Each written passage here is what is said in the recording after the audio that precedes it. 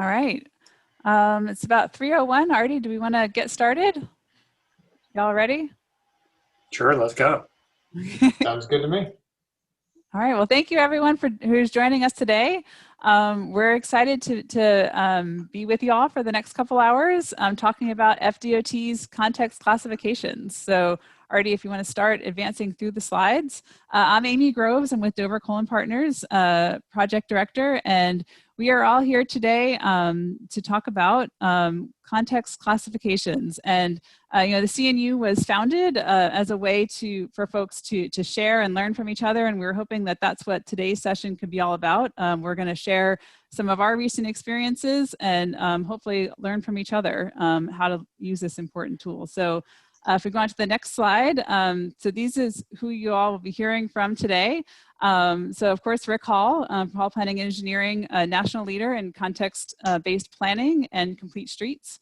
And Max Hoffman, who works with Rick, is also a student at Florida State and is going to be helping with tech support on today's meeting.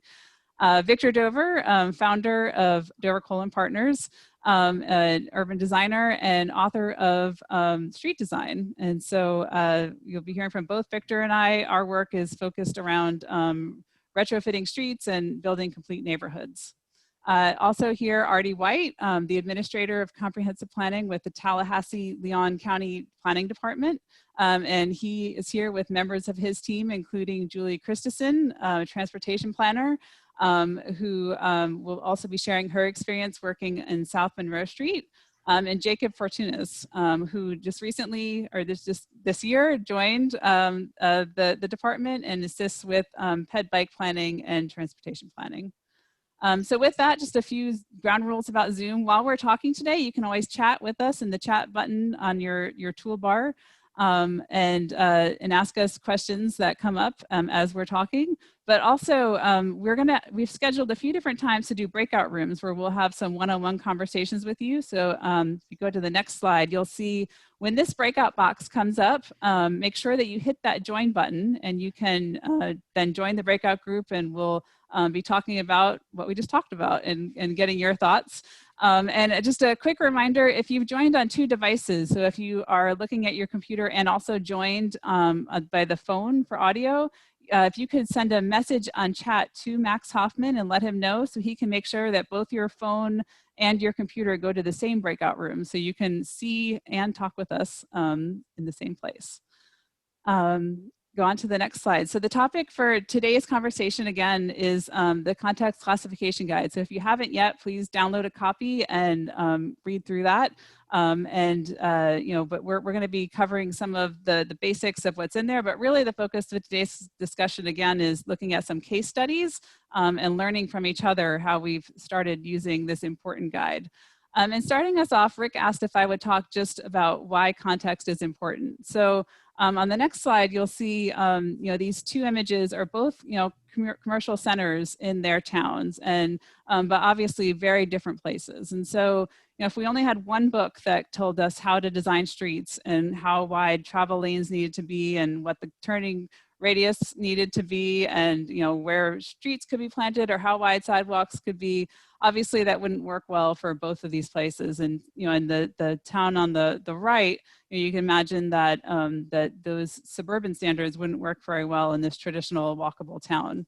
And then also in the town on the left, a lot of our commercial suburban areas are changing, and the neighborhoods around them are growing up and getting more dense. And these drivable suburban places that once worked well aren't working very well. And if you go to the next slide, you can see how this is an example where we've actually started doing some visioning work and imagining a new future for this area that could include biking and places to walk to and places that are ready for increased transit. And so this context-sensitive manual allows us to get the right standards for the right place and thinking not just how it is today, but what the vision for the future is.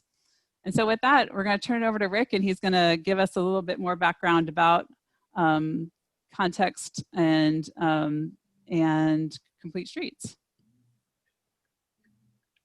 And Rick, I think you'll need to share the screen from your end. Okay. There you go.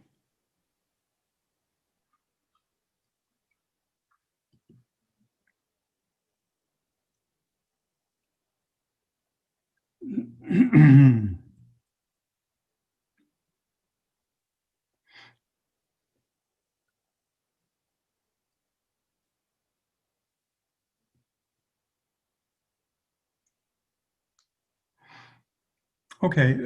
there was a book published quite a while ago now called Flexibility in Highway Design by the Federal Highway Administration.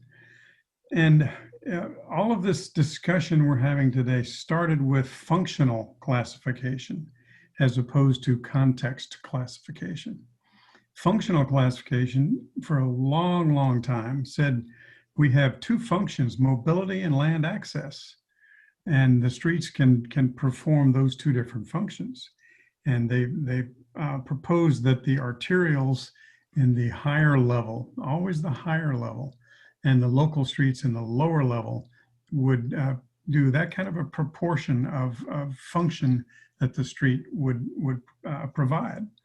And this was applied uniformly to all the urbanized areas. They just grouped anything that was not rural into one bucket called urbanized, and the other context was rural. So we've been doing context-based design for many, many years. The problem is we only had two. We had urbanized and rural. There began to be some breakthroughs. ITE collaborated with Congress for the New Urbanism in this main document for street design, designing walkable urban thoroughfares as opposed to the suburban or the rural. And this was ITE contributed to this discussion, and it's now a recommended practice.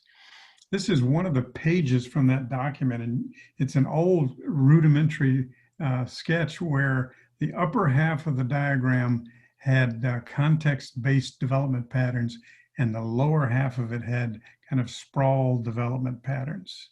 So we began to try to differentiate between those two. And then along came Florida DOT with the Complete Streets Initiative.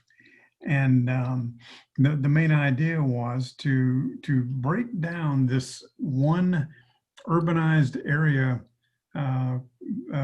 classification, so to speak, into many more and refined descriptions of how the development patterns work, and then tie that into the FDM, the Florida Design Manual, to make them work together.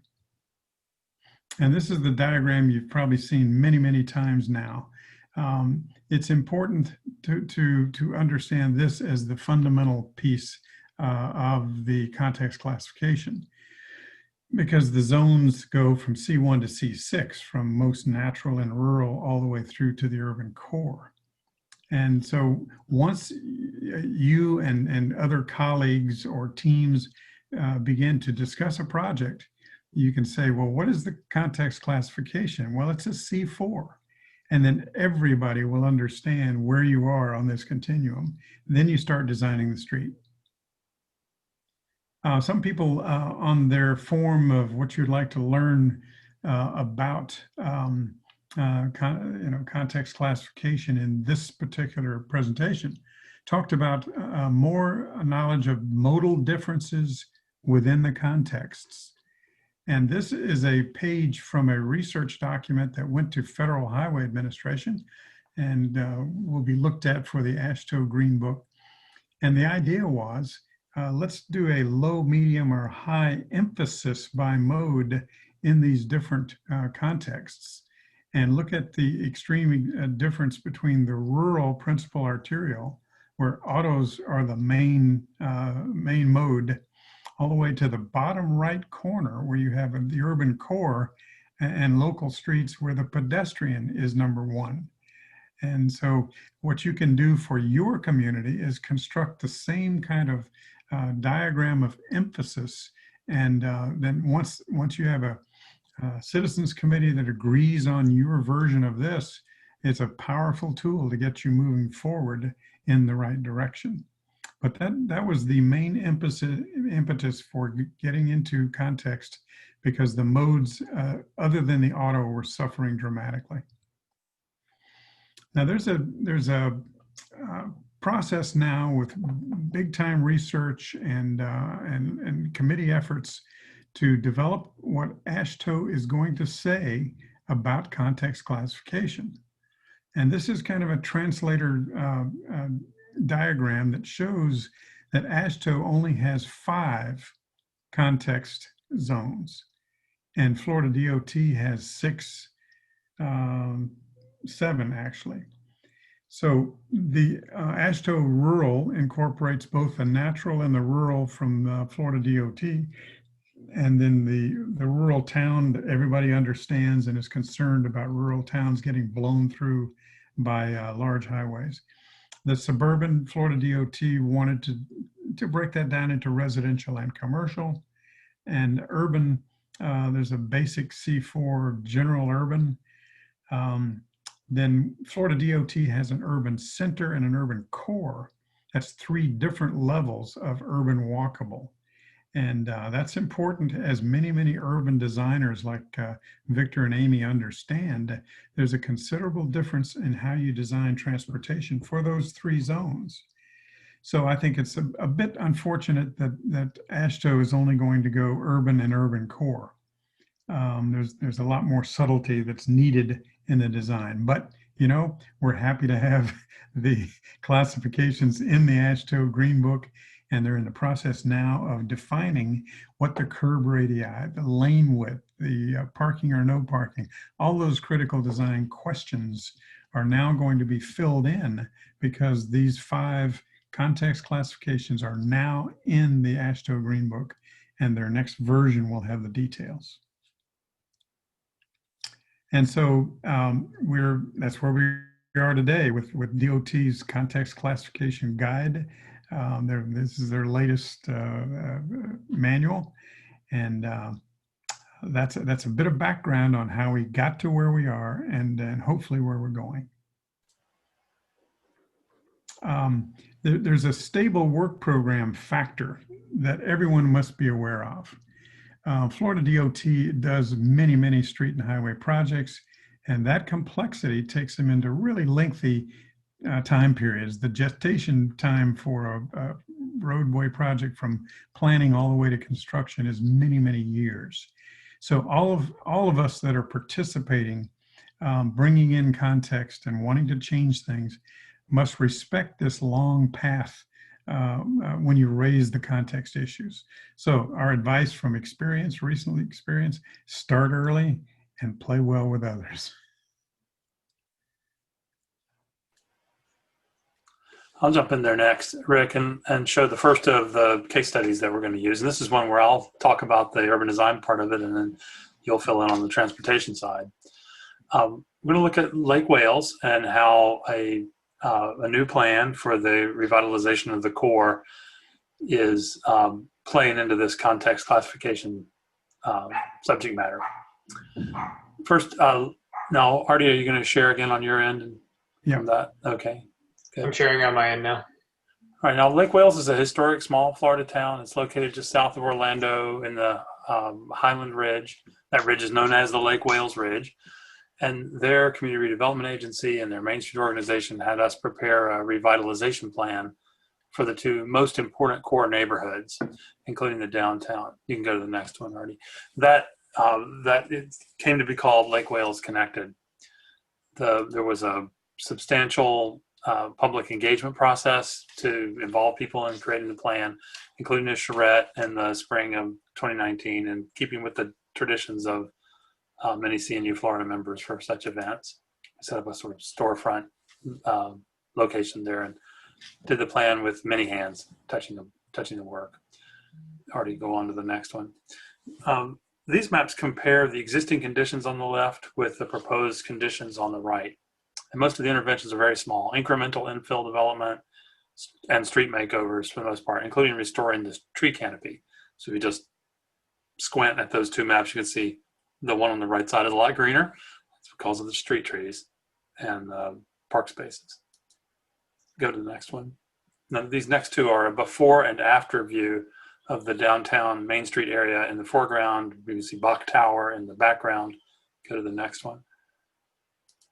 in the after view, you can see the big idea, which is reestablishing the network of walkable tree-lined streets. Those were envisioned by the town founders and then reinforced and continued by the legendary Olmsted Brothers firm about 100 years ago. That diagonal street you see on the right side of the picture is historic Highway 17, locally known as Scenic Highway, that connects the towns along the ridge. That's going to play significantly into the story. Go next. Scenic Highway is a DOT street. So as part of implementing the plan, we called into question the context classification of Scenic Highway. We began to feel like it, given where it is through the core of town, intersecting with the main street at the main and main intersection, it needed to be an upper C zone in the center of town, not a rural highway. So Rick Hall, whom you heard speak a minute ago, picked up on this context classification process, and he extended it not only on the FDOT thoroughfares, but also the larger connected network of city streets. Go on to the next one. And that's important because we envision pretty dramatic improvements to walkability in the core of town to match up with the restoration of historic buildings. You can go to the next one already. The infill of street-oriented buildings on vacant parcels. So the idea is to try and get the land use and urban design and the street-oriented architecture matched up with walkable streets and multimodal solutions where appropriate. Now the main street is Park Avenue, which is seen here. This is the before picture. There's also a makeover envisioned on this one.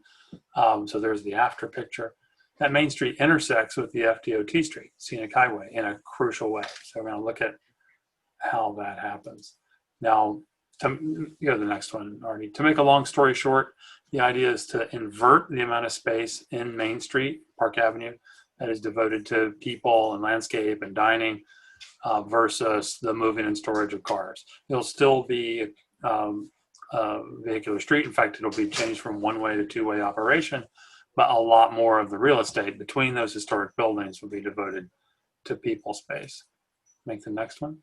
So here's an overhead view of the existing conditions where Park Avenue meets Scenic Highway. There's a railroad there too.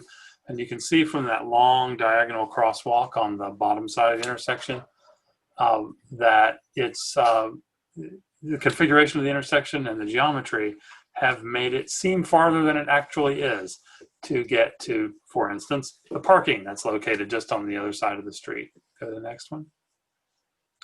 And so this is a redesign. We've been working closely on this, starting with the sketch you saw earlier, which is Amy's work, and then continuing on to this new illustration, which is done by the landscape architects and engineers at SNME, who are now carrying forward the Park Avenue redesign into implementation. And we pushed them, and they readily agreed, we need to redesign this intersection at the same time, not just the street on the left. Next. So here's what that intersection looks like on the ground today. You're only seeing a portion, maybe half of the intersection with the DOT's street, Scenic Highway, in the foreground. Next.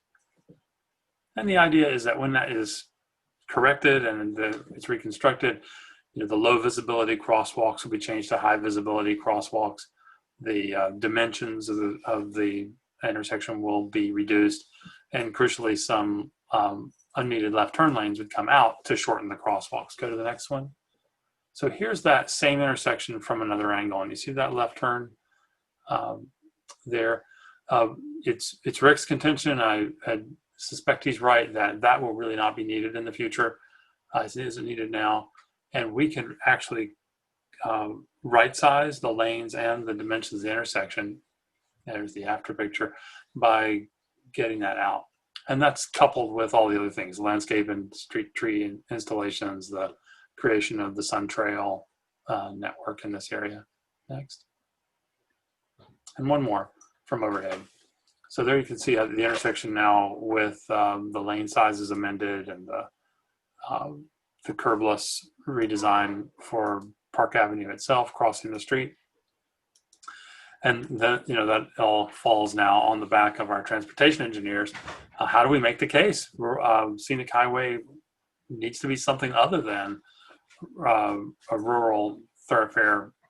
So back to you, Rick.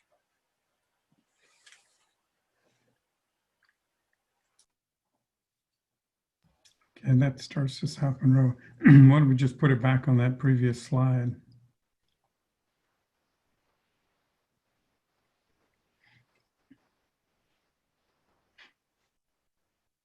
Rick, do you want me to go ahead and go, or do you want to talk about your project? No, why don't you go ahead and go? I think that we're introducing each one of the projects now, right? Yes. Go. Great. So I'm going to give you guys a little bit of an overview about the South Monroe Context Classification Project. We'll get into it more as we go into this workshop. But, you know, this corridor was changing rapidly in 2017. And luckily, at the same time, FDOT was making some changes in the way that they classified their street context. So next slide, please. So we basically took a 3-mile corridor that we knew was going to redevelop and has significantly since the time that we did this several years ago, and worked with FDOT to put it within their context classification. This was not just a small area, it was about a 3-mile stretch, and there are many different classifications that this goes through. There's different blocks and things like that. As you can see from all 3 of the photos that we've shared here, they're all different. So if you've driven on South Monroe Street into our downtown, you know that it starts as fairly rural, suburban, commercial, and then it becomes one of the densest spaces in Tallahassee. So it is certainly a case study of going through different contexts and the way that we got there. You know, when we did this project, we were seeing the redevelopment and we wanted to make sure that we could follow the standards that we put in place in our multimodal transportation district with the wider sidewalks and things like that. And, you know, like I said, luckily at the same time, the Florida Department of Transportation was making some changes as well. So we wanted to make sure that we could align with these good design standards. So that really was the impetus behind the South Monroe project. And like I said, we'll get more into it a little bit later in the workshop.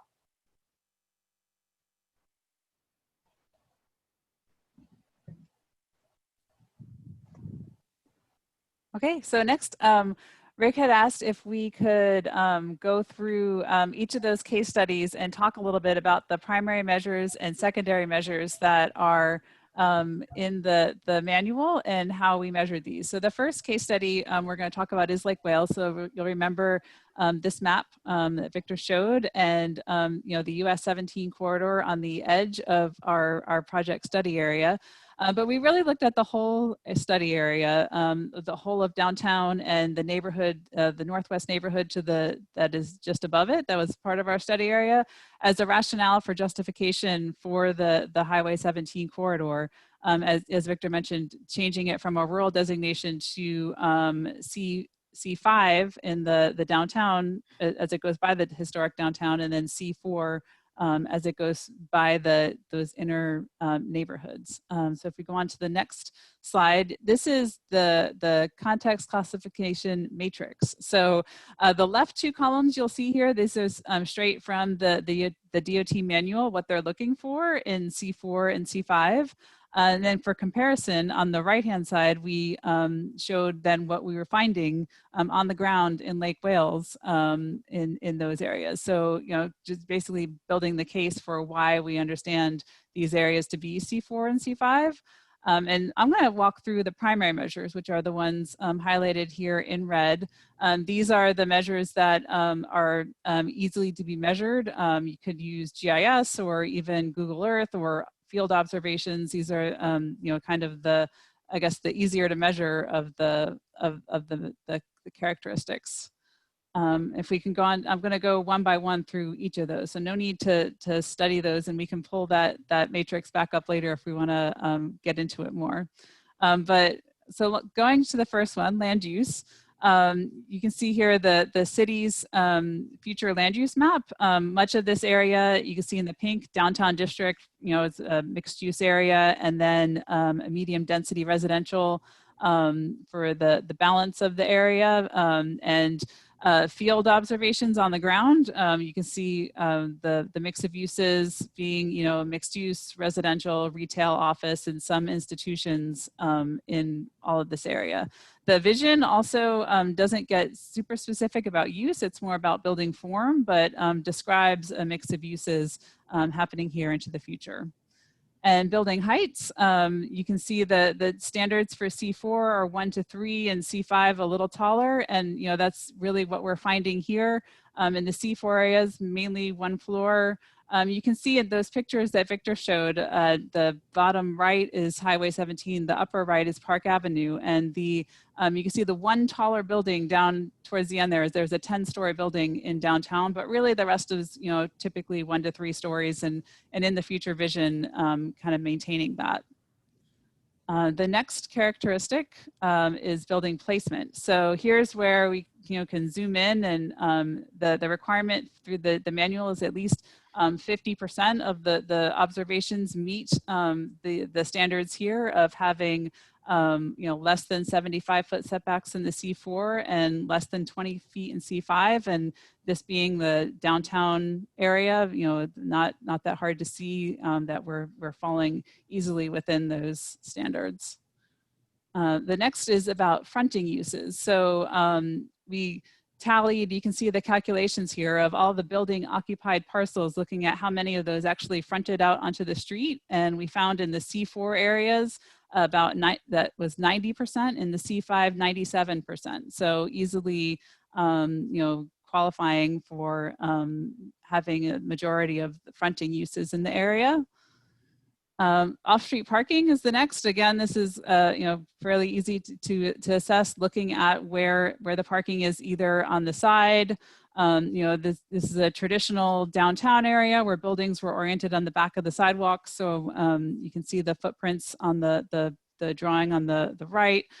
So mostly in the front or in the side, or mostly in the side or the rear, occasionally in the front, but that's not the typical condition.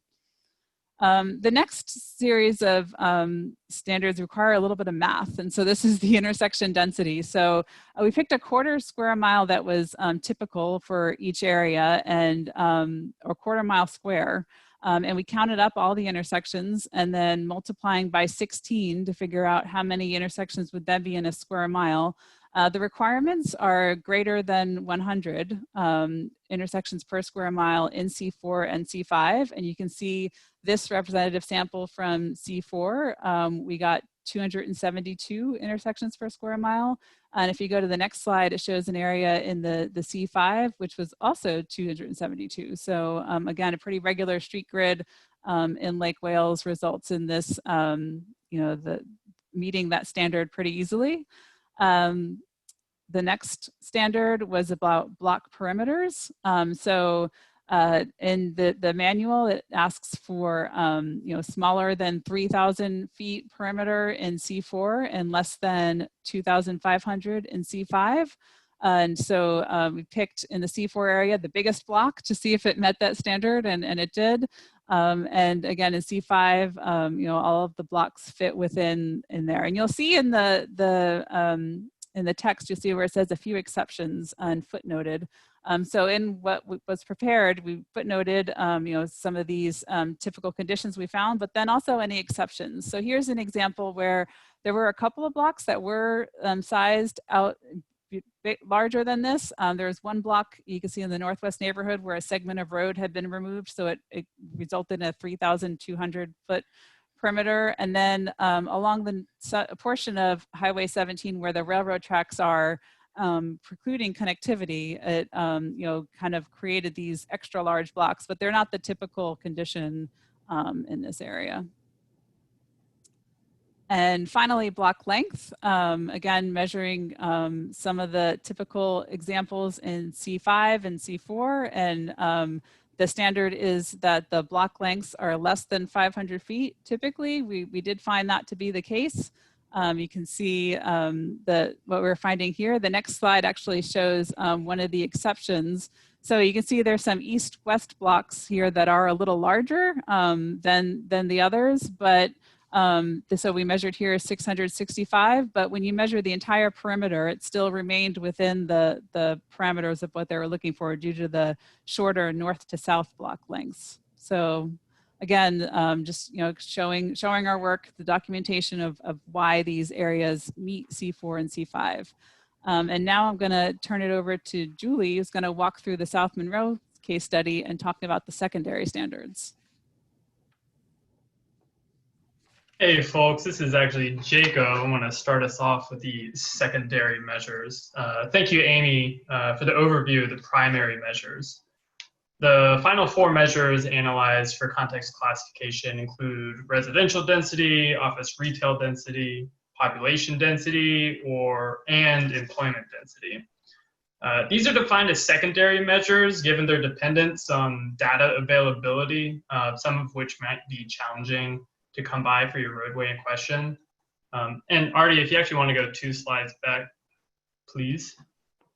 And we can see in this extract from Table 1 from the Context Classification Guide that nearly half of the context classifications have a not applicable threshold for various secondary measures. Next slide, please. I'd like to take a moment to stress the importance of working out of the most recent context classification guide, that being the July 2020 version as of this workshop. Arguably, the biggest change that came with the July 2020 update was that which elevated secondary measures. Next slide, please. In the past, having a majority of primary measures was sufficient to define a classification for a roadway, where now secondary and primary measures are weighted equally. So if you've worked with context classifications in the past before, this is a new update from FDOT. In the next slide, Julie is going to show us how secondary characteristics shape classification determination for the South Monroe Street project here in Tallahassee. Yeah, thanks, Jacob, for that introduction. So like Jacob said, there are 4 secondary measures, and we think that these measures are pretty important. They actually helped a lot with the South Monroe corridor because our zoning and land use and allowed residential density and allowed office retail density really expressed that we wanted this higher density, that we were prepared for this higher density for this corridor to redevelop. If you look at the allowed residential density, basically it asks that you identify what zoning district the context classification segment's in, and then you see what your residential density can be. So it's pretty straightforward. For us, our zoning and land use in that area was central core, and so that allowed up to 150 dwelling units per acre, which far exceeds all of the context classifications provided in the guide. So this backed up what we were already thinking, that this was a C5 section or higher. The second one here is allowed office and retail density, which also requires some math, like Amy was talking about with the intersection density. It requires you to calculate your floor area ratio. So for us, this section was in our multimodal transportation district, as I mentioned before. So we know that our allowable building height in this area, I put an example here, is 12 stories. And we know that 90% lot coverage is allowed. And therefore, that gives you an FAR of 10.8 per acre, which also far exceeds all of the FARs for all the contexts for the context classification. So we felt pretty confident that these 2 measures, these secondary measures, did help build our case a little bit with this corridor. Although they did vary through the entire corridor, like I mentioned, it is about 3 miles. They did help set the scene and tell the story a little bit for each segment that we looked at. Next slide, please. So the next set of secondary measures that I wanted to go through is population density, existing and future. I think it's important to note you don't need to do both of these. We did both of them just because when we did this, the process was so new a couple years ago, and we didn't really quite know how things were going to work out and what we would need. But they were very similar for us, the population density, existing and future. So in this example, I used the same section of the corridor, the South Monroe corridor, right in front of the Florida Capitol building, which was kind of an outlier, as Amy mentioned in her presentation. There are some sections of the corridor that don't fit in with other sections, but you're kind of able to note them as exceptions. So for population density existing, it's important that you use census block group data. For us, a lot of our corridor was in one census block group. So I noted it here, it's all the same color. That basically just goes to show you that you don't have to do a lot of calculations. A lot of our numbers for this corridor were the same. So if you're doing a smaller corridor, it is possible that you may only be working with one census block group. and that may provide you with the data that you need. So I think we ended up having to work with 3 of them, but you know, it wasn't too difficult. The population density future, we use the regional mobility plan from the Capital Region Transportation Planning Agency. That's our MPO. I assume everybody knows how to work with your own MPOs. At this point, the regional mobility plan is currently being updated, so the data that we used is a little bit out of date, but if we were going forward, we would use that, the new data there. Could you go forward, please? So the final set of secondary measures is employment density, existing and future. Again, not something you need to do both of, it doesn't seem.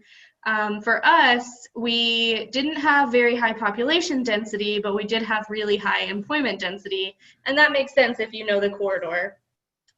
There's a lot of office buildings, and you can see it right here in this portion of the corridor that I picked. And there's high employment in this area. So basically you use the Census Bureau's LAHD website data. I found that it took a lot of searching around, so if anybody has any questions about that after the meeting, I'm happy to tell you specifically what we did.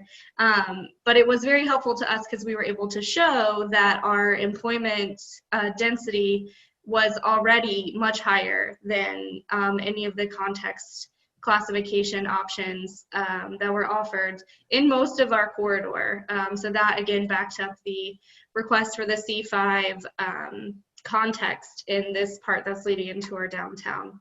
Can you go to the next slide, please? So this slide Artie's going to get into a little bit more when he speaks, but it really goes to show you that secondary measures are very important.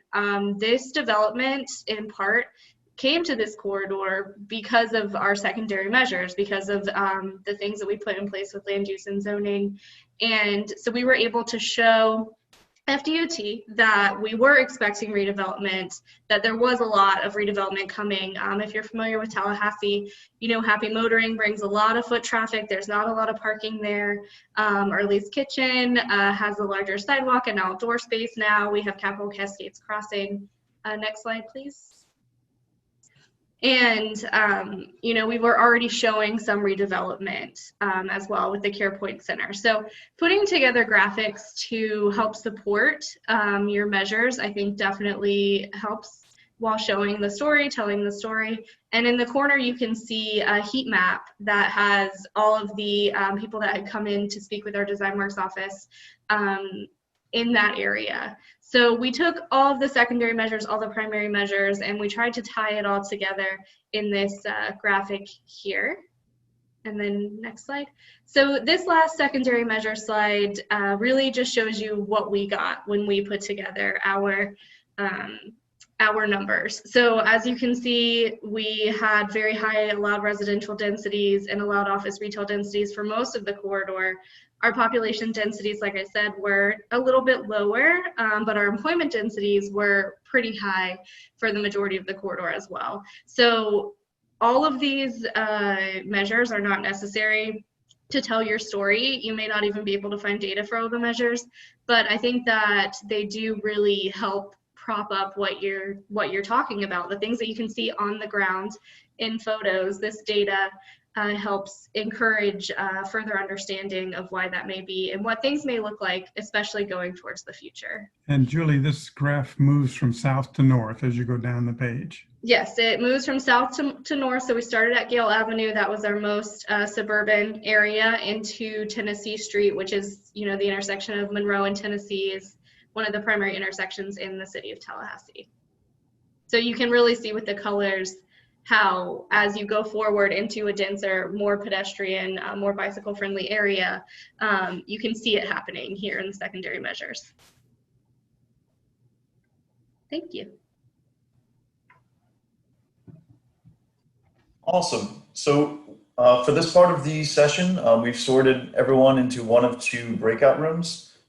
Victor and Rick are going to be hopping between the 2 breakout rooms over the course of the session to kind of listen in and contribute to the discussion y'all are having.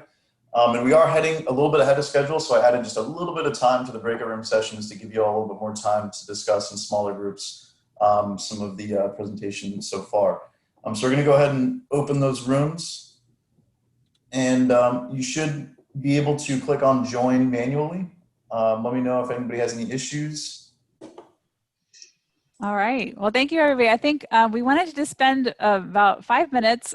We had, I think, 2 separate groups, and want to just recap quickly what we talked about in those groups for the benefit of the other group. So for my group, we'll go first, and I'm going to do a really quick, very short recap, and then y'all please jump in and correct me and add to that. And you can raise your hand, and I think you should be able to unmute yourself. Max, let me know if you can't. You can raise your hand, and we'll unmute you so you can add to it. But I think one thing, Rick, we talked a lot about figure 15 of the guide, and I don't know if it's possible to bring that up while we talk, Artie, but this image, there was a concern about C5 and C6 and why are there so many cars? And it's giving the message that, you know, it's not giving the emphasis of the modal emphasis of being, you know, looking at balance between pedestrians and cyclists, but making it seem like you need to have a 200-foot wide road to fit all those cars in the C5 and C6 area. So we're just curious if there's any history to where that figure came from.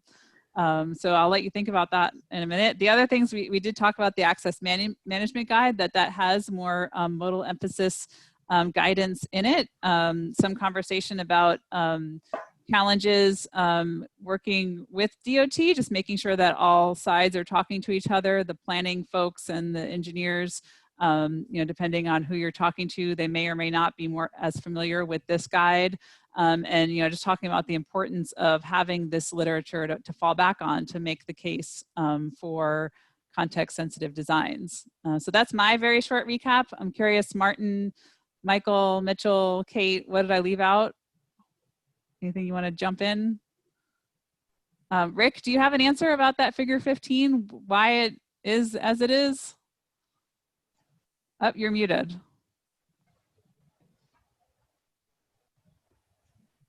Are you able to unmute yourself? Or Max, can you help? There you go.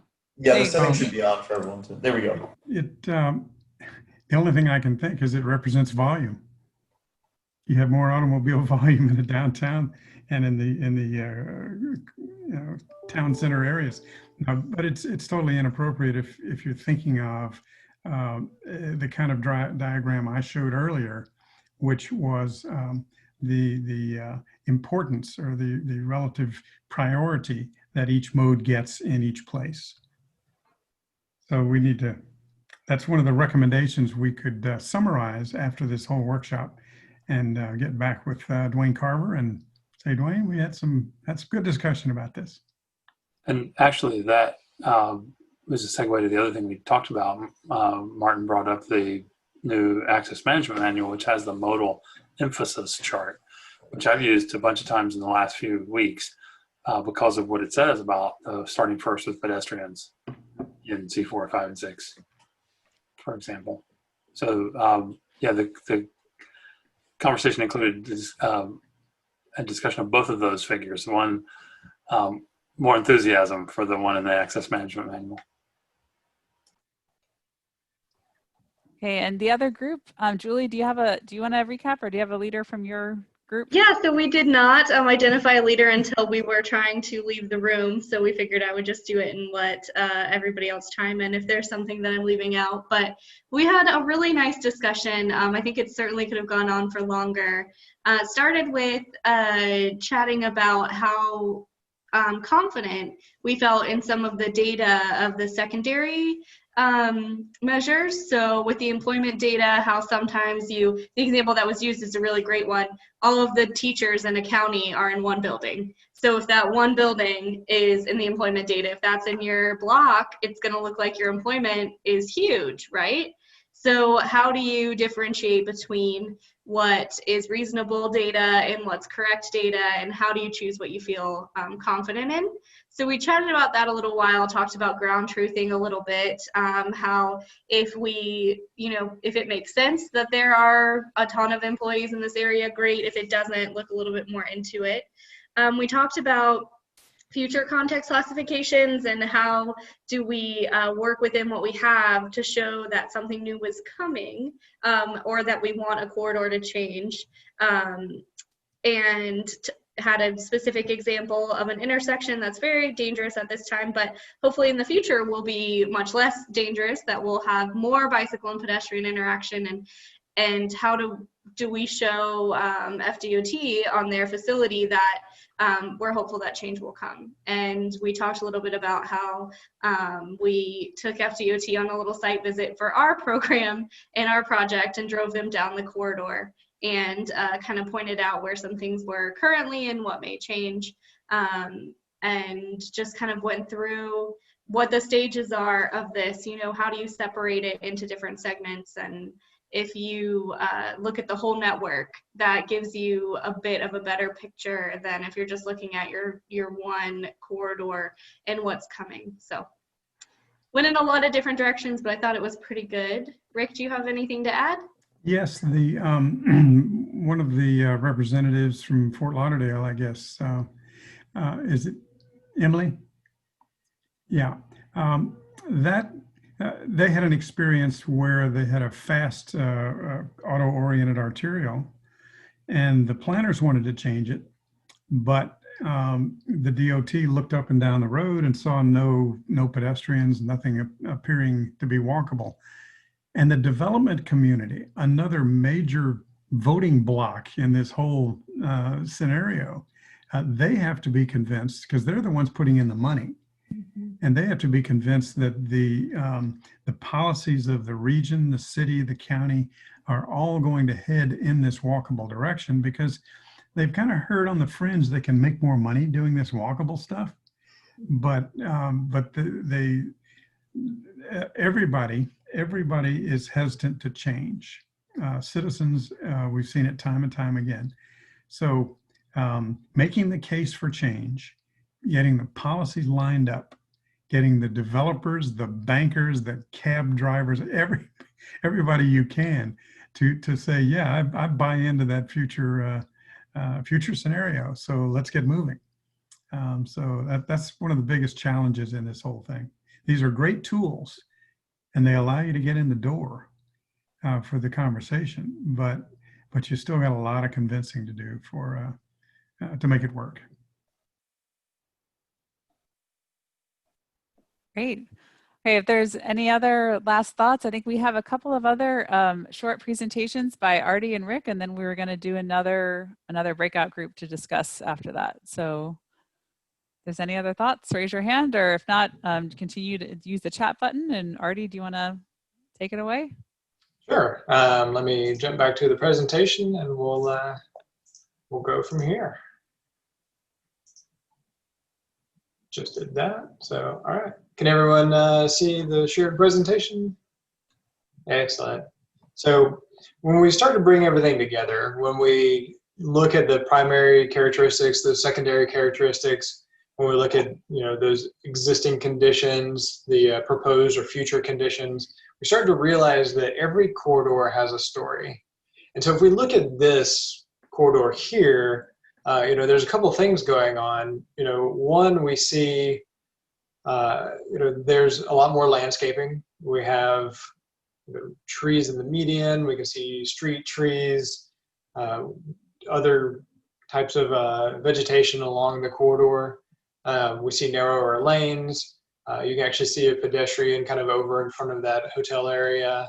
And the amount of space available to that pedestrian is quite wide. We see some micro mobility devices or scooters over there. So basically, like, what this corridor is telling me is this is more of an urban environment. It's an environment that, while it is carrying cars, is also supposed to carry other modes of transportation, not just cars. We do see over kind of on the left, I'm not sure if everyone can see my cursor, a ghost bike. So that's an indication that a cyclist was actually killed at this location. So maybe there's some improvements that could still be made. We see some banners that have Florida State logos on them that tells us we're kind of near university. And in fact, this corridor kind of dead ends into Florida State University right at the stadium. We see the Black Lives Matter mural painted right in the middle of the intersection. That gives us some idea of when this photo is taken, when this context is happening. We see a sign kind of over here with this restaurant, the Wilbury. The porch is open again. That kind of gives us an indication of this is fairly recent, especially if in light of COVID, where people are starting to gradually open businesses back up, mostly focusing on outside. We see radical wings. I'm not sure if that is a throwback to FSU being called the Berkeley of the South because of our social activism, or if those wings are just really, really good. So we see that there's a lot of things going on here that gives us some story of what this area is. If I were to jump back to January of 2009, at this same location, the story would be different. This corridor is telling me that cars here are king. Sure, you can walk on that sidewalk, but I don't see anyone doing so, and I probably wouldn't want to. A couple other things this is telling me that, once upon a time, this corridor was primarily a warehouse district, and that warehouse district ended up kind of being vacant and mostly abandoned. It then kind of became a little bit more bohemian, and you see this pub was here, there's a tattoo parlor over here, but I'm using the past tense because this was a pub. You can see a lot of plywood here, so you're probably not going to get a drink. This looks like a place where you could have got a tattoo. I don't know about this place next to it. Maybe the place you could have died, skull and crossbones. But the thing that kind of jumps out at me with the story that this corridor is telling me is this building, this Residence Inn, really doesn't fit in with everything you see. So maybe something's happening. Maybe things are changing. Maybe this is starting to look a little different because, this building is a lot taller. It's closer. Everything's fairly close to the street, and you see the little streetscape thing going on here.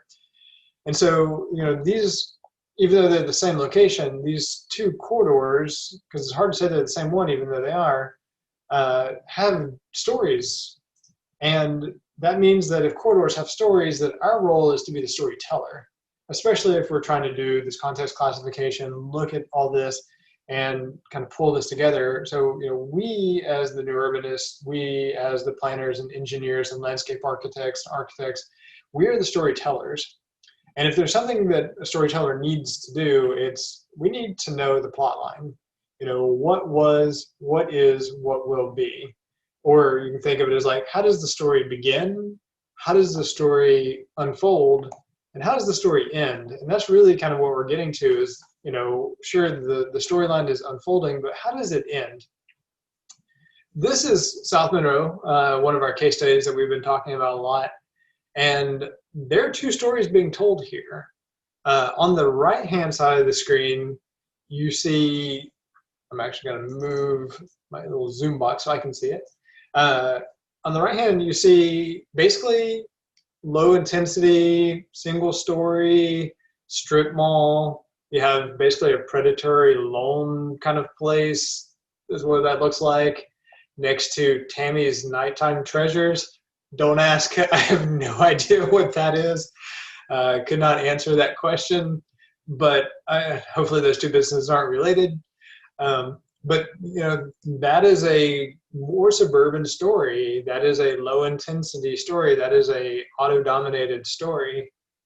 On the other side, on the left-hand side of this corridor, on the left-hand side of the screen, you see new development happening. So things are happening, things are changing, but you can see that it doesn't look the same as it does on the right. So this is a new CarePoint facility. It's a medical facility.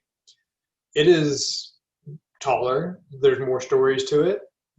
You can see the sidewalk facility. One is not right up against the curb, so that's already much better for the pedestrian. It's also wider, and you can see they've actually included space here for some kind of street trees to go in. So, if I'm looking at the corridor and the story that it wants to tell, and I'm the storyteller, what I would say is, this is a corridor in transition. We're at a dynamic part of the plot where things change. It's not business as usual. It's not a continuation of what was. We're moving into, what will be. The other part of being an effective storyteller is knowing our audience. We can tell stories all day long, but if they're not the appropriate story for the right audience, people are going to get lost. So we can be a little bit more Faulknerian, if you will, kind of following the lots of detail, long stories of William Faulkner, and get into all of the details.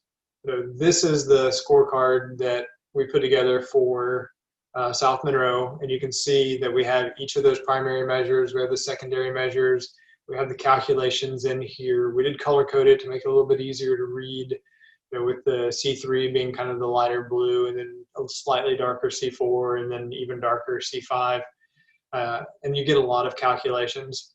And this is really great if the story you're telling is for DOT staff or MPO staff, or technical planners, kind of those people, those of us who really like to get into the numbers, and kind of one of those people.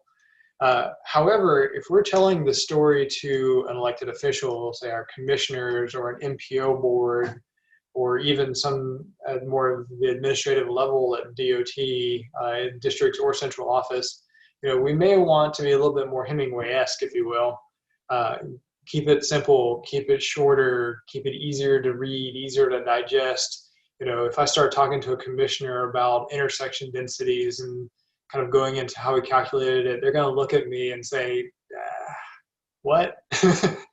So if I am talking to a commissioner and say, hey, this corridor really meets the characteristics of something that's more urban, that's going to be the conversation they want to have. They don't want to know what the intersection density is. They don't want to know the population density. So really know your audience when you start telling your story.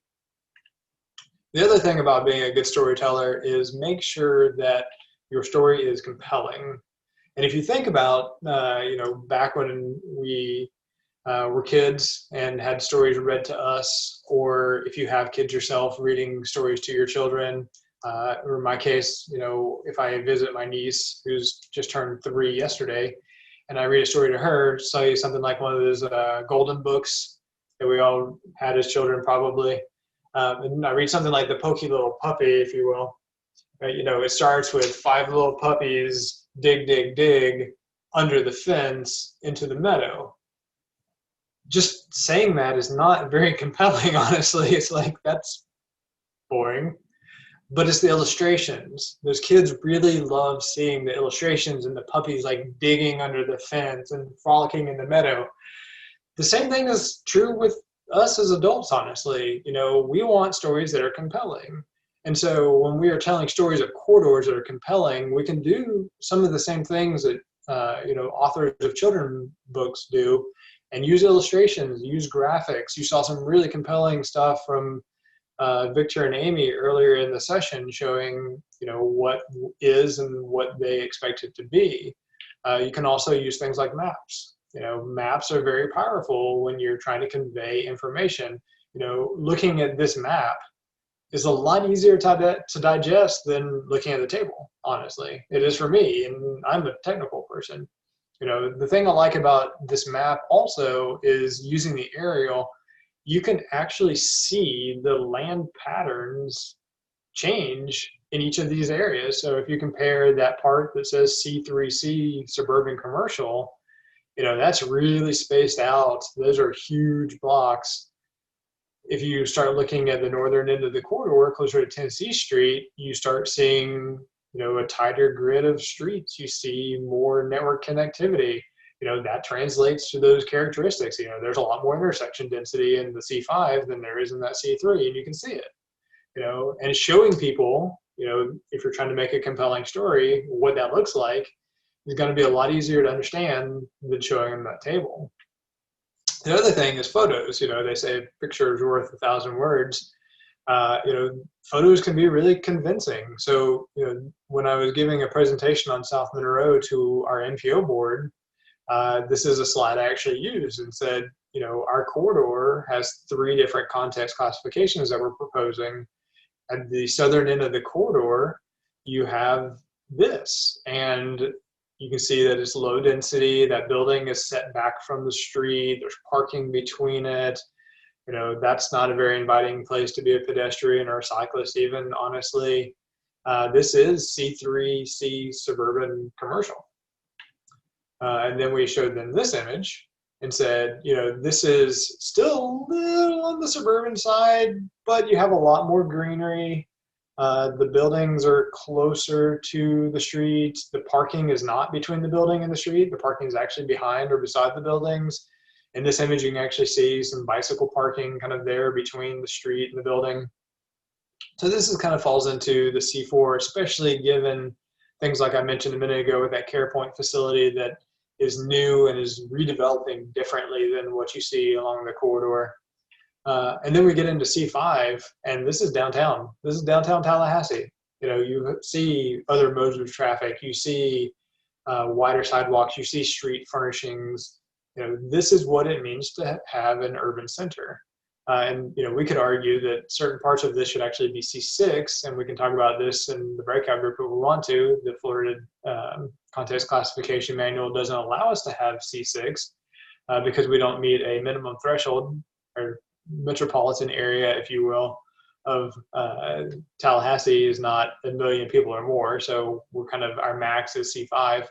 But we have a very distinct change along the corridor from that C3C to C4 to C5. And these images kind of tell that story. The other thing that we did, and Julie kind of referenced it earlier, was we tell kind of the full story. One of the things that we have done locally in Tallahassee over the years is made huge public investments on Gain Street. That's actually that corridor that I showed at the very beginning. It was a warehouse. It was 4 lanes. There was not really any other mode of transportation but traffic for vehicles. And so through a pretty significant public investment, we've seen a lot of economic development, economic activity, redevelopment happening along Gain Street. Gain Street intersects South Monroe. And then we've actually seen that energy from that Gain Street corridor kind of turn and follow down the South Monroe corridor.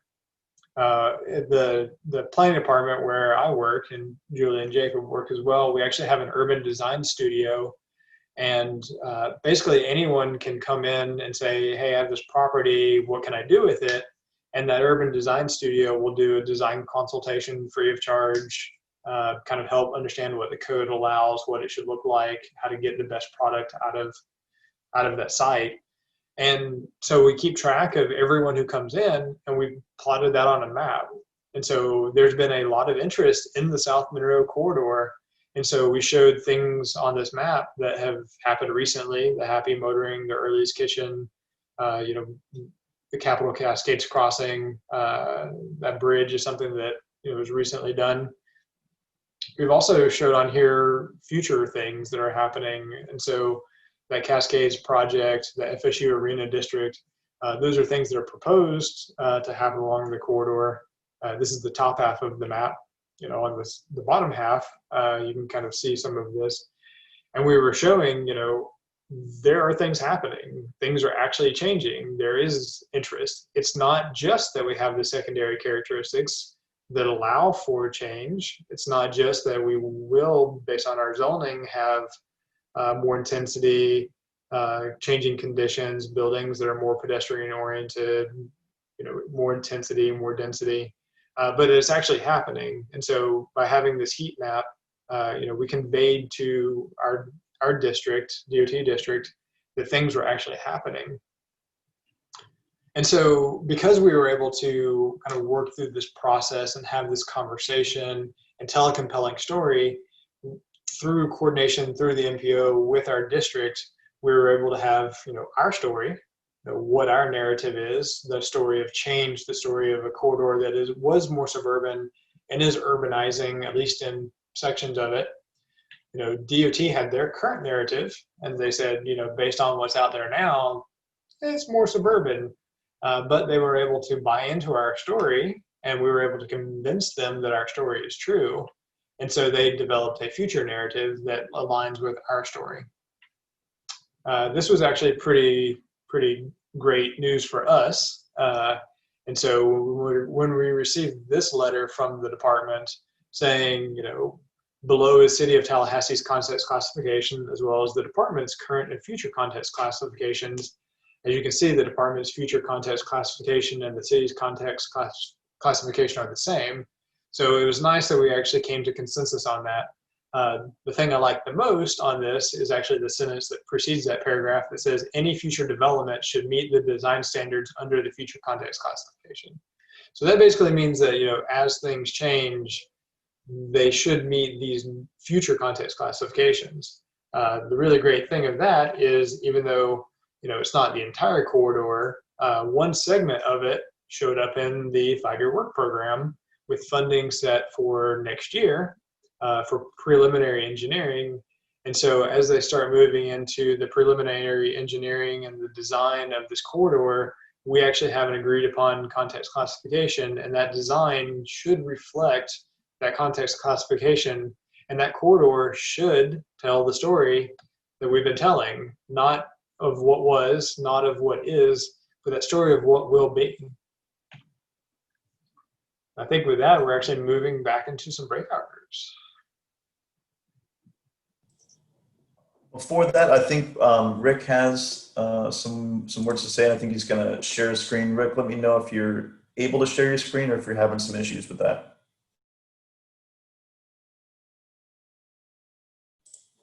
You are in mute at the moment.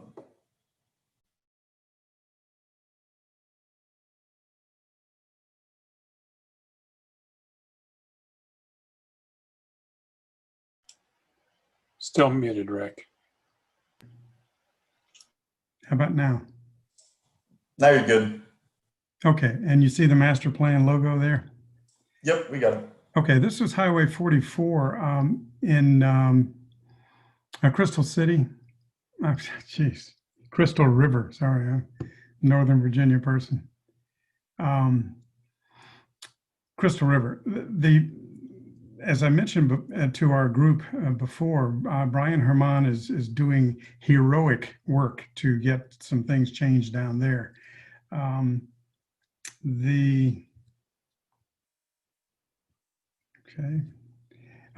This is that State Road 44 section. It's an old African-American neighborhood north and south of this highway. People used to walk back and forth frequently. This is the existing condition today. Looks like many other multi-lane DOT with a flip-flop in the middle. And this is the kind of improvement that they're proposing with a safety improvement project. It's a safety improvement project. So they're trying to help. The problem is, it's like the two professionals standing on a street corner in Colorado, and the engineer said, "Boy, this is a." Oh no! First, the urban planner said, "This is the least walkable intersection. This is a horrible look like this," and the DOT guy was shocked. And he said, "What do you mean? We have the latest pedestrian signals. We have painted crosswalks. We have sidewalks that you can use." So it's really a matter of an educational revolution that needs to happen between the old road only, automobile only patterns and the future. We had over 4,000 people involved in this charrette that was held. A lot of the same graphics, the red and green dots that people voted with. We got a 93% saying we can change this to make it a gateway. This is the existing. This is the DOT proposed, where the left turns were prohibited at the intersections. And this is the street tree addition. Notice the sidewalk is moved on the other side of the trees. That's a key thing in achieving your walkability. But this was, so far, it's unsuccessful in convincing the Florida DOT in District 7 that we are ready to do this. And part of that is they're able to lean on what they see existing, which was back a couple of slides. That's what they see today. And the zoning is not quite in place with enough force that we're able to overturn their desire to have a stable work program. Stable work program. They do not want to interrupt all of the engineering and the potential construction that's scheduled to happen on this facility. So that's one of the difficulties that we ran into with that. Nobody did a bad job. It's just an unfortunate timing where the project was moving ahead, and the planning is really great planning, but it's too young and fresh. Let me mention just a couple of points that I've heard about as we've come through the afternoon. Floor area ratio, FAR. FAR stops at 0.4 FAR. 0.4 FAR is about as high as it ever gets in the suburbs. That's because you use the building space to put the building, and then they use the rest of the space on the lot to park cars. So if you're going to have single level parking in paved parking lots, the cheapest way to go, then you can never achieve an FAR of 1 or 2 or anything else. But only when you get beyond FARs of 1, 2, and 3 can you really have a multimodal situation. So that's a key thing to watch out for when they're talking about FARs. Someone asked, how often should you change context classification? South Monroe would have changed it 4 times if they could use C6 as a core. But there's that artificial limitation on cores for smaller cities. And we hope to break through that over the next year or so. But they would have changed it 4 times in 5 miles. So change it as often as you need to. The idea of running a cross section of a 2-lane or a 4-lane for 4 miles long is left over from the DOT design practice in rural areas. They used to be the state road department and didn't do much work in the cities. So they, a section of 3 and 4 miles without changing was pretty typical. But in the urban setting, you must change it every time the context changes. One last thing is the intersections per square mile measurement. That sounds kind of arbitrary that we picked 100. Well, it's not arbitrary at all. The block edge that most new urbanists understand is a good walkable place is 300 to 500 feet on the side. If you have a checkerboard that is 1 mile on the top and 1 mile on the side, and you have 10 rows and columns, then 1/10 of a mile is your block size that you can achieve if you strike it out, if you plat it that way. And what would the block length be on one edge of that checkerboard square for 5,280 feet divided by 10 is 520 feet. And 528 is a longer than you'd like to have block size. And if you have 100 signals, one at each one of the corners of those checkerboard squares, then you have 100. If you only have 30 or 40 intersections per square mile, you don't have a chance to get walkability, except in some really extreme circumstances. You're better off in the 300 range. So I just wanted to mention some of those rules of thumb and indicate that our project was strenuously pursued there in Crystal River, and we're still struggling with it and attempting to get the DOT to change the C3 classification into a C4 classification.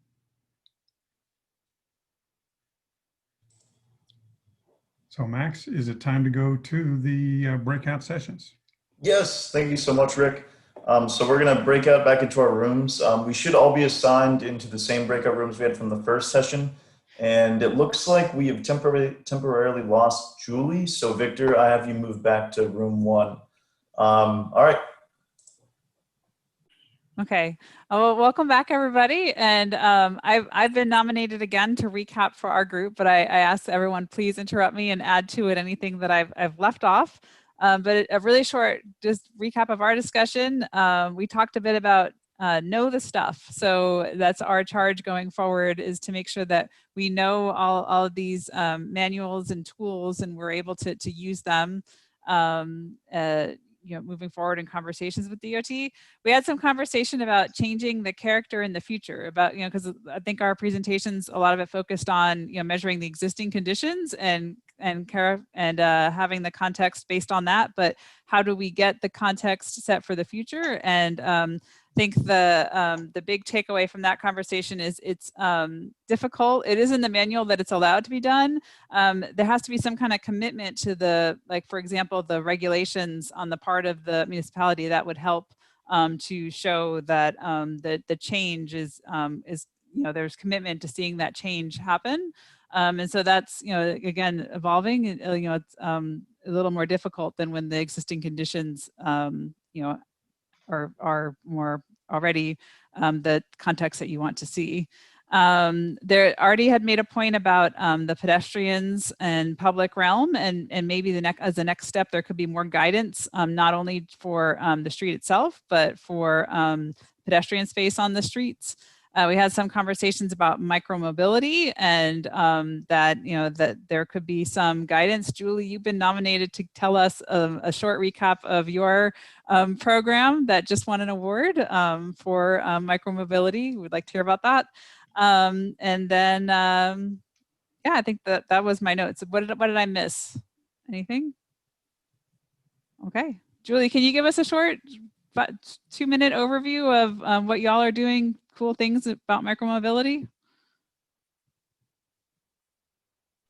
Sure. Side note.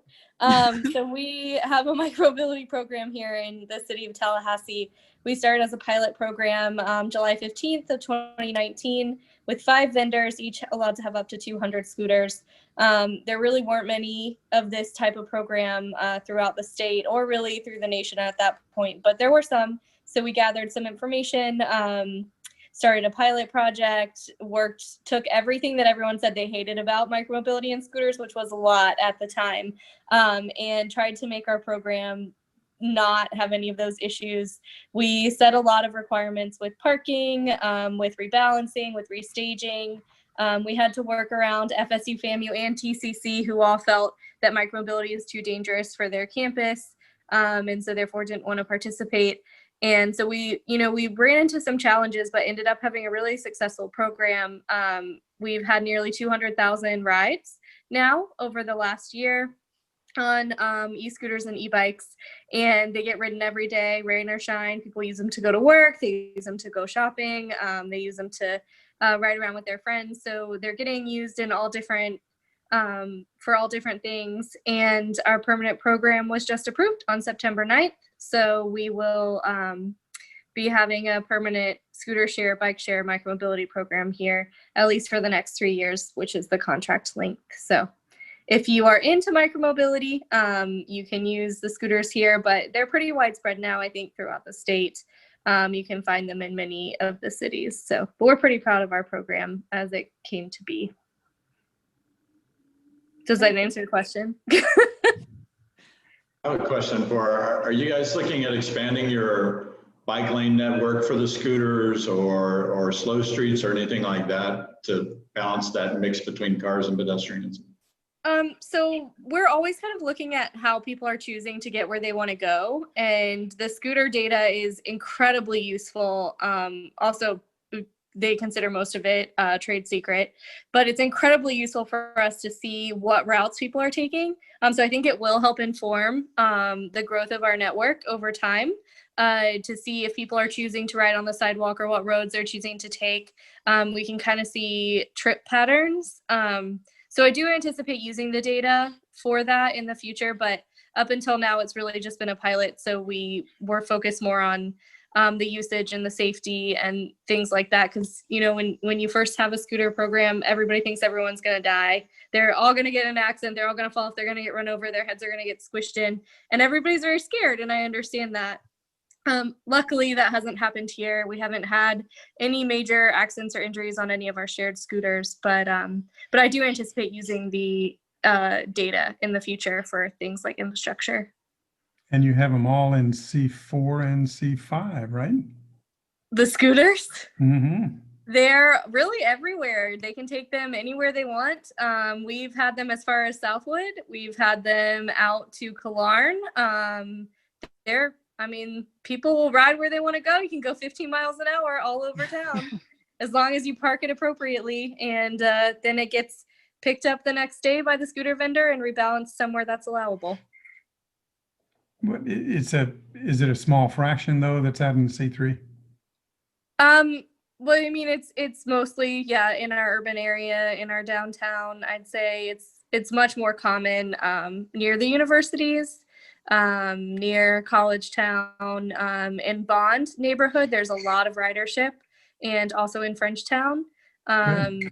So that's both of those are C4 essentially neighborhoods. For those who are not familiar with Tallahassee.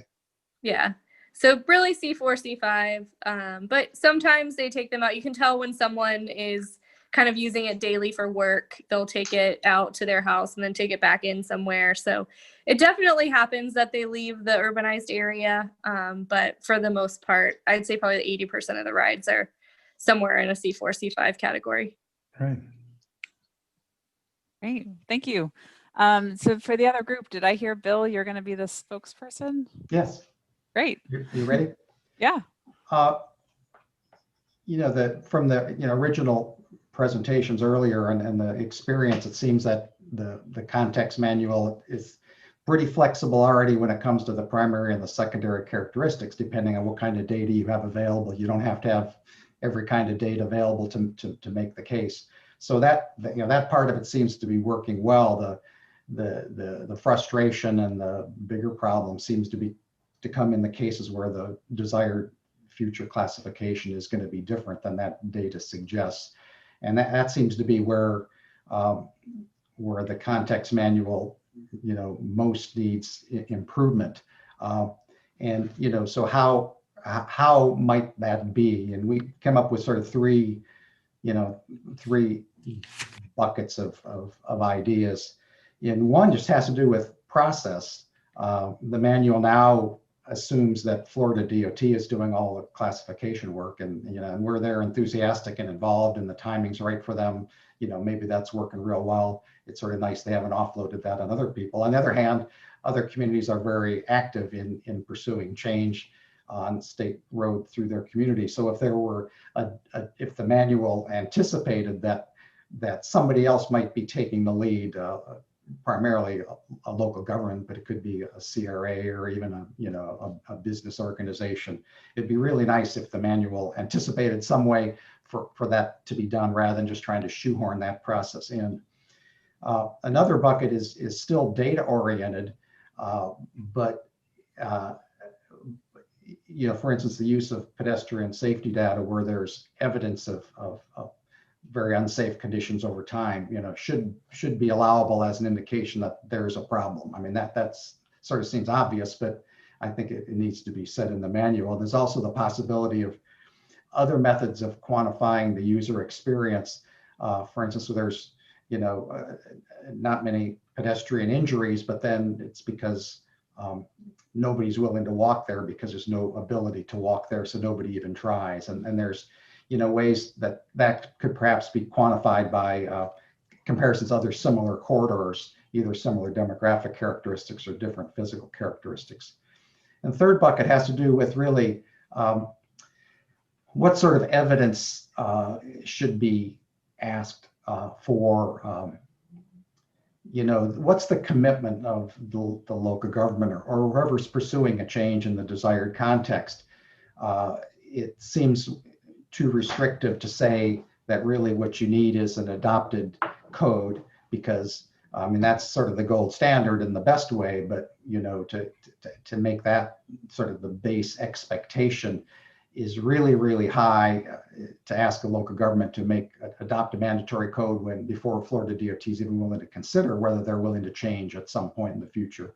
So all of that's a great commitment. There's a lot of lesser commitments that also should be either acceptable or at least possibly acceptable. And one is, of course, just comprehensive plan that indicates a desire to change the character of a particular corridor.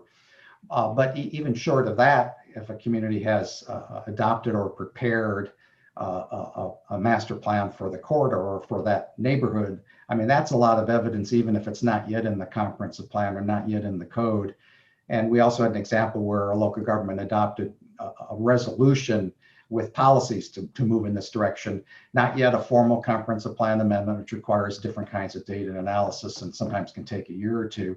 But something like that's an act of local government that, you know, shouldn't be eliminated from consideration as evidence that there's a desire and a reasonable expectation to change the context. So I think if that part of the manual could be expanded to talk about this, you know, the desired condition is different than the one we've carefully documented as the current condition, that would, I think, would go a long way toward making local governments interested in pursuing this, and also a long way toward sort of the fatalists among us from saying, yeah, with Florida DOT at the end, they write all those nice manuals, but our experience in our district is that, you know, when it comes down to it, we're not going to have enough to prove them and we're wasting our time. And that's obviously a huge disincentive for people even engage in planning. Yep. Good points. Great. Well, I think, Rick, with that, we had reserved the last half hour of our time today just for questions and answers. So I don't know if you want to moderate that discussion, but curious for folks in the room, what other things, now hearing what both groups talked about, did that spur any initial additional thoughts? Questions? What should we do next? You just did spur one, Amy, for me, and that is, I know we're making a recording of this conversation, but is somebody transcribing this list of remarkable ideas we just heard from the two reports and from the previous breakout room? Because I would love it if between distilling what's on the tape and whatever Artie is frantically writing down there, we could, you know, go into our conversations with our CNU Florida friends next week, armed with a 1 or 2 page summary here, just in big bold type, not 5 bullets, nothing complicated. Here are the things we think should be recognized about the system right now and can be used as they are, or here are the 4 or 5 things we would recommend refining in the next round. I know Dwayne Carver, who had, you know, so much to do with building this book, would probably be grateful for our feedback. It's not just anybody's feedback, it's, you know, the CNU thought leadership feedback. So are y'all taking notes? Yeah, I think Max is doing a good scribe job. Okay, good job, Max. But Yeah. the recording will be invaluable because a lot of that, I know Bill was ad-libbing there, and that I learned a lot just listening to the recaps. So that's what I'm hoping for. That we get a paper out of it, you know, okay, an email out of it that has a very, very succinct and easy to read message. This is what's working well. We need to do more of that. This is what we would do to refine it. We need that in the next round, or we hope for that in the next round. Yeah, I think early intervention is one of the leading summary statements. You know, get on it early. Artie and their crews looking at potential projects that are about to get started, and they're going to try to get ahead of those. That's really the way to go. I was going to ask a question, if I could, about design speed. I was just looking in the manual and just wondered what maybe Rick or Victor thought about the design speeds. It looks like in C3, you know, they're still talking about 35 to 55 miles an hour, which seems kind of fast if you're adjacent to neighborhoods. In the C5, 25 to 35, and I suppose I would rather see 20 to 30. Or just wondered if you guys had comments about, do you think they're set in the right place, or? I would say they're headed in the right direction. And you can imagine the conference room slugfests on what the lower range and the upper range should be, and that we're going to put down in black and white in this manual. There's a lot of angst about going too slow, because by God, this is a state highway system. You're supposed to you'll be able to get through town. So I agree that some of the ranges are too high based on our urban design experience.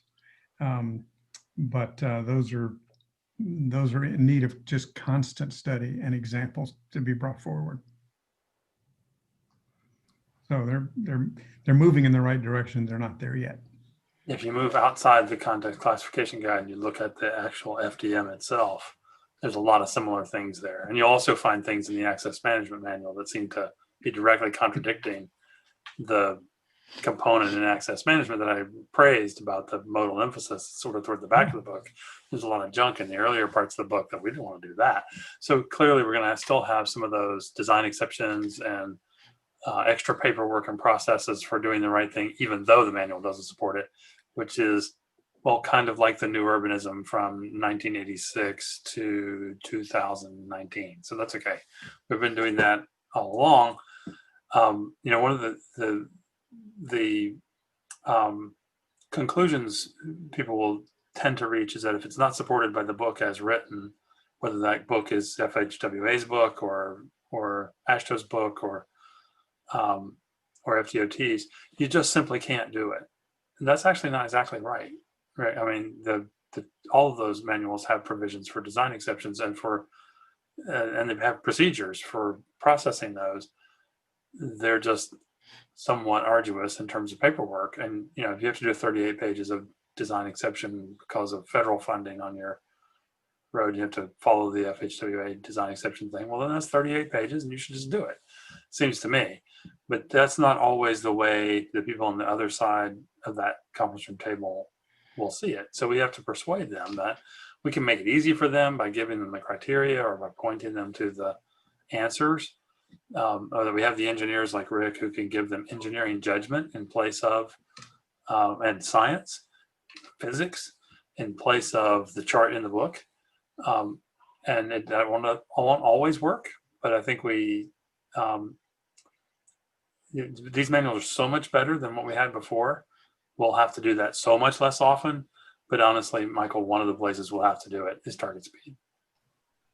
You know, so you can just see it coming. Yeah, there are many improvements that still need to be made in the FDM, the Florida Design Manual. I remember the day that I realized, you know, this access management manual already has context zones in it. You know, there's 6 or 7, you know, categories for where you can do what in the access management for spacing of driveways and signals. It's all context based. And I just look forward to the day when we can all get on the same point of reference, and the access management manual will say you can have this kind of spacing if you're in a C5, if you're in a C4. You know, let's make that merge so we can all speak the same language instead of this Tower of Babel that we're doing.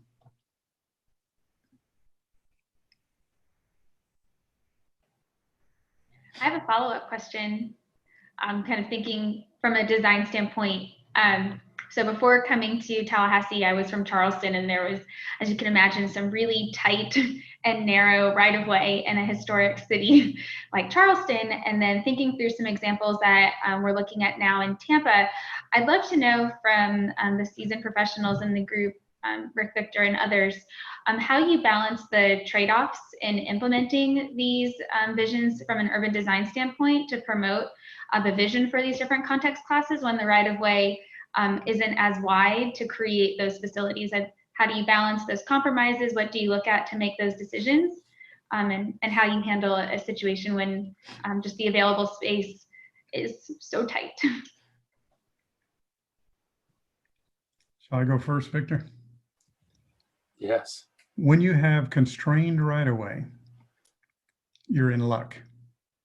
You are in luck. Oh man, you took my answer. That's what I was going to say. Okay, I'll think of You another had one. your chance to go first. No, for years and years and years, I've heard the term, oh, that's constrained right away. And what they mean is there's more demand that wants to go up and down the street than it's worth tearing the buildings down and that expense to make it wider.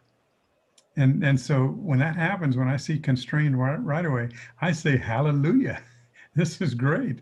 But I'm also looking forward to the day when there's a general acceptance in the road design community that this narrower section and everything is just what you need to get the speeds down to where the pedestrians and bicyclists feel comfortable. So it's a lucky situation. It's any of those places. Panama City was laid out. Florida was laid out in around 1900. And so they have a grid system of streets downtown that is just a blessing for walkability.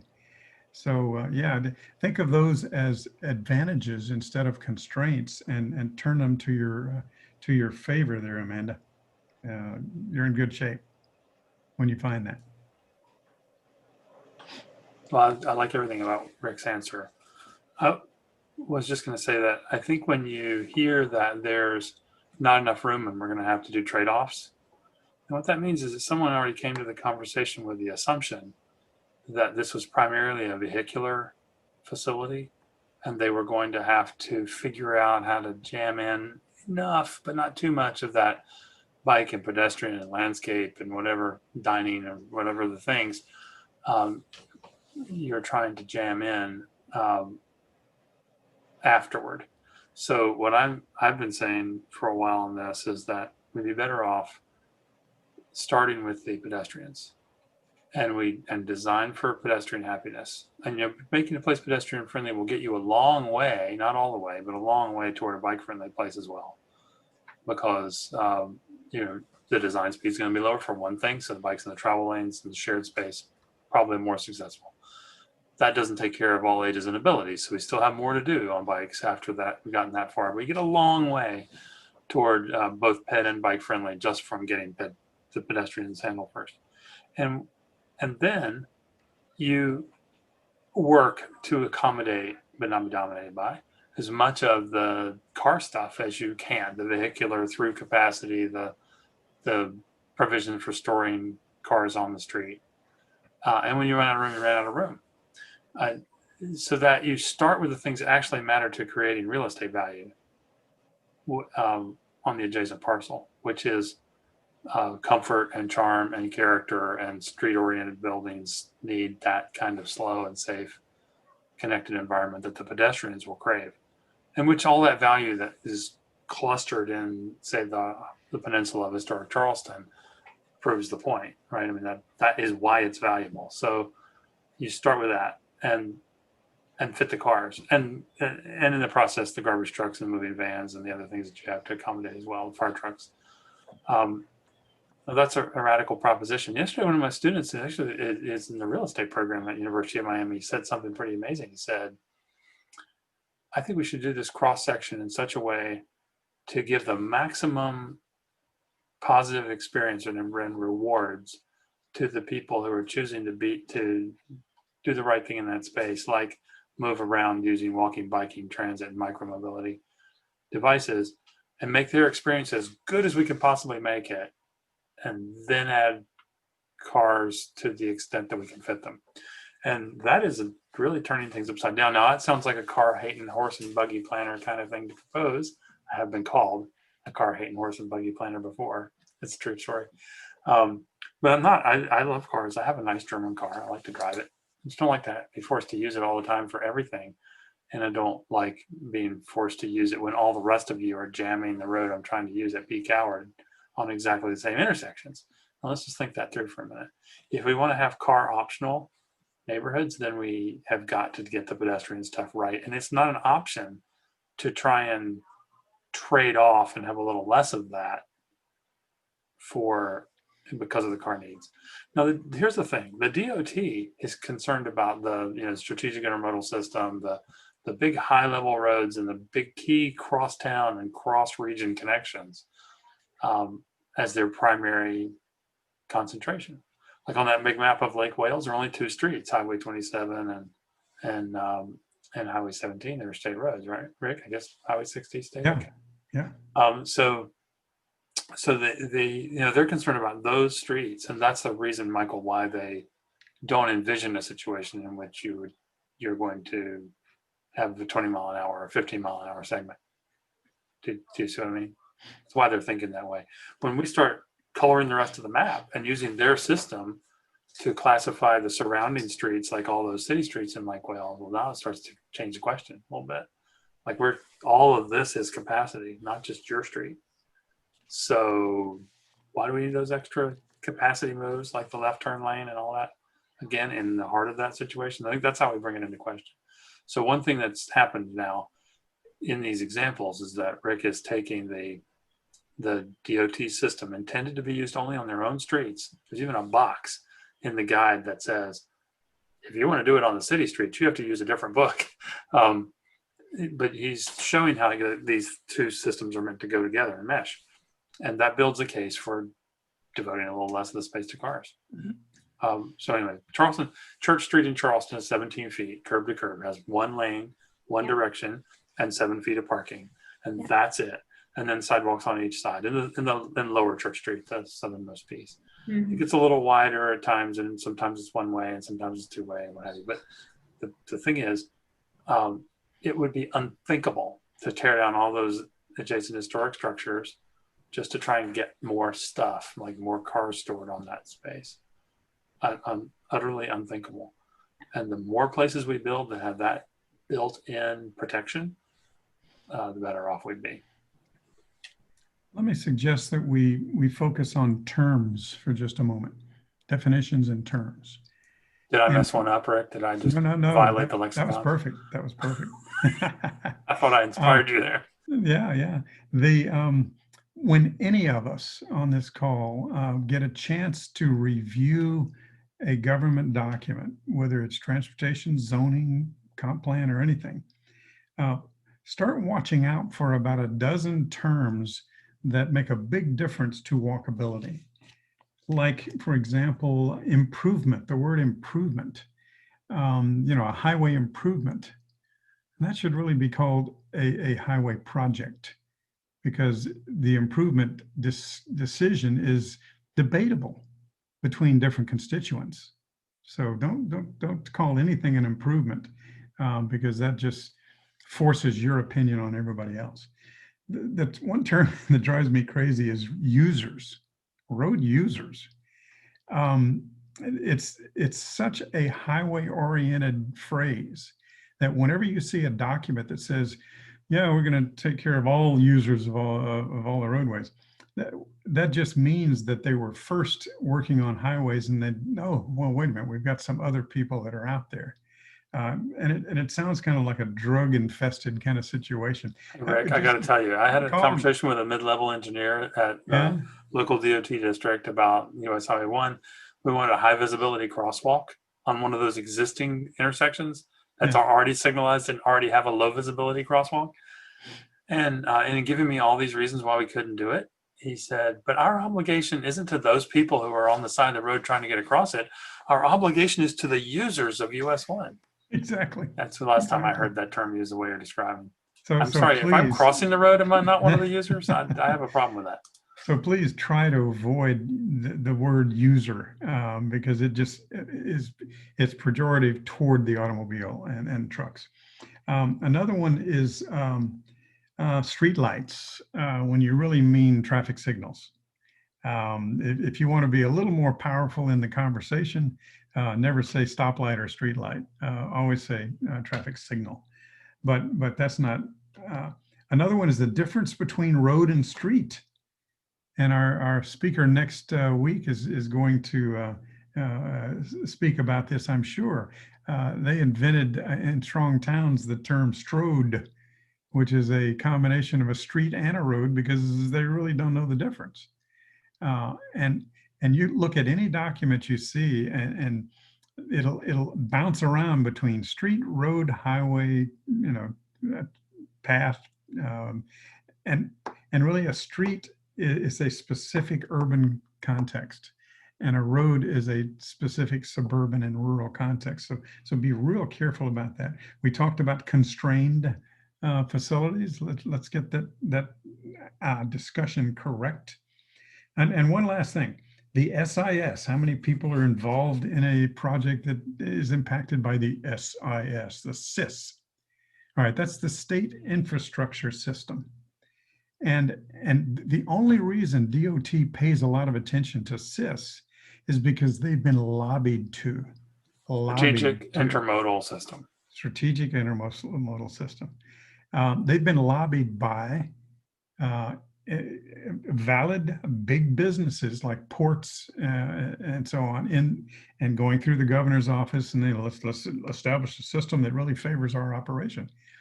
Wouldn't it be wonderful if the Florida League of Cities came in and said, we've got a brand new network we want to do for walkability and pedestrians and bicycles, and that became a priority and got funding like the SIS. So it's all a matter of who's lobbying the DOT as to what they pay attention to in a lot of cases. So those are just some terms. Can anybody else think of any term that has bugged them for years that was used in to favor the automobile system? So this is not a term per se. It's more a logical fallacy, if you will. But kind of a local project in Tallahassee, we were working on protected bike lane network, and one of our engineers, who's no longer with the city, since retired, kind of looked at me and said, well, I don't know why we would put bike lanes on this facility. I never see any cyclists on there. And I just kind of looked at him and just, deadpan said, well, I never saw any cars driving across that lake, but we built that bridge. And it's kind of the logic of, well, I don't see anyone using this facility that doesn't exist, therefore we shouldn't build it or make it into existence. So just, when you're having conversations with people, especially if they're coming from kind of the auto-dominated mindset, feel free to kind of point out some of those logical fallacies. Yep. Yeah, that's planning with your blindfold and your rearview mirrors all hooked up. Just looking at what's happened in the past. We get Mitchell in there? Yeah. I think Emily's also in queue. I think Emily had her hand up first if she wants to unmute that. Okay. So to the drive me nuts pedestrians, who are pedestrians? They sound like aliens from another planet. It's just people like us walking around. And the other one is, oh gosh, I lost it. Sorry. Oh God. If it bugs you, it'll come back. Exactly what I was going to say. Pedestrian is a problematic term. Cyclist is a problematic term. Yeah. People for Bikes recommends that we jettison that term and use cyclist only very rarely. I mean, maybe somebody who's training for the Tour de France, but otherwise we refer to people on bikes because cyclist doesn't sound like they're people. To Mitchell's point, they're users. Emily, did you want to get in there?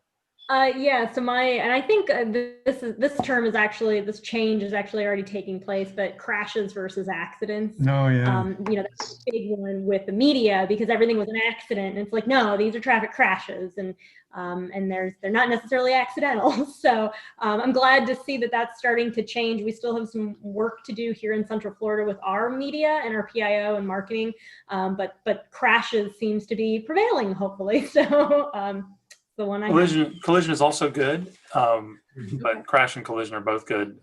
Accidents problem.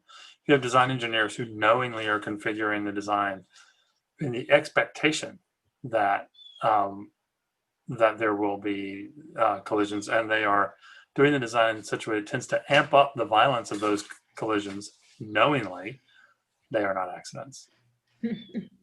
And absolutely right. I think, speaking of safety, the ironic things I always noticed usually you see it on county or state roads that are going through a city, but then they'll have the trees set back 5 or 6 feet from the curb to protect the car from collision with a tree. And meanwhile, the pedestrian is walking right along the curb. So evidently not too worried about the pedestrian, but let's save the cars.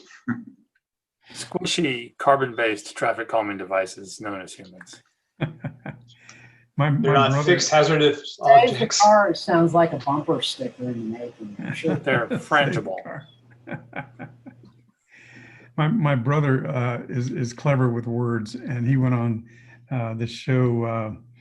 What's a public radio show about words? Anyway, he invented a term called cop clot.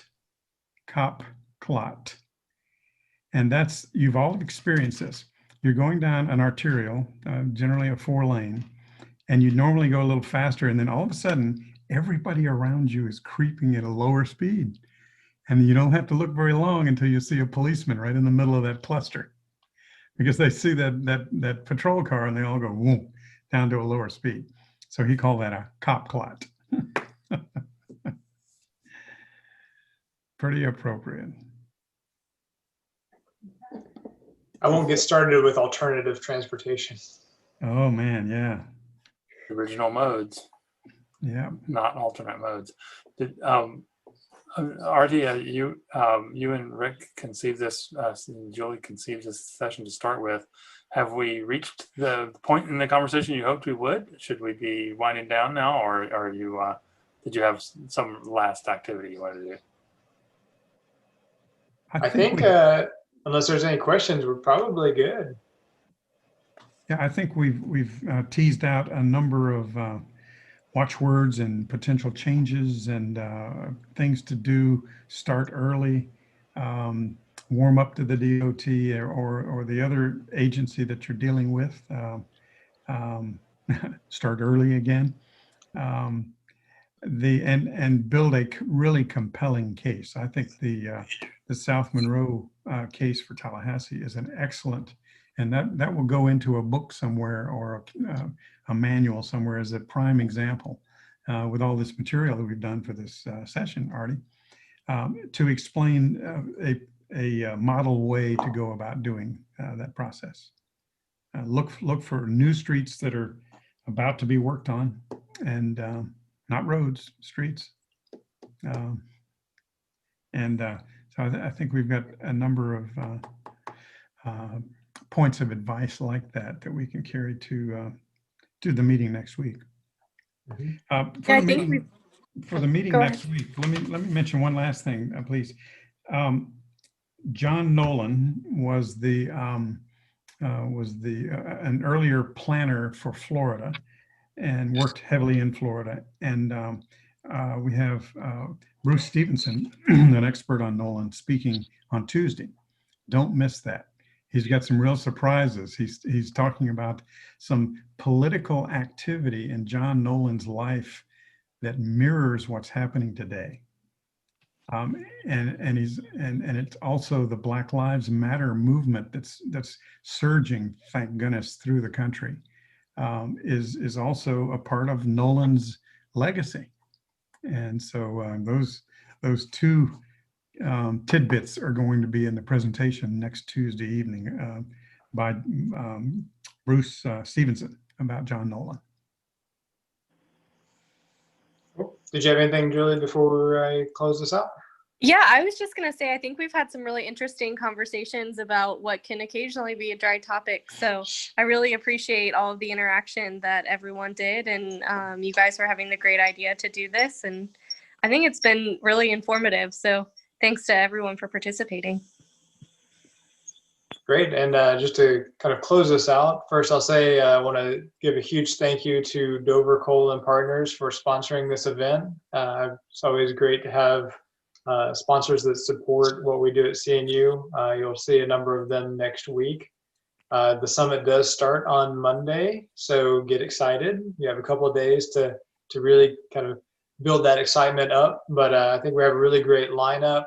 If you're registered in Eventbrite, there's actually a page on the Eventbrite where you registered, where when you log in, that's the online event page.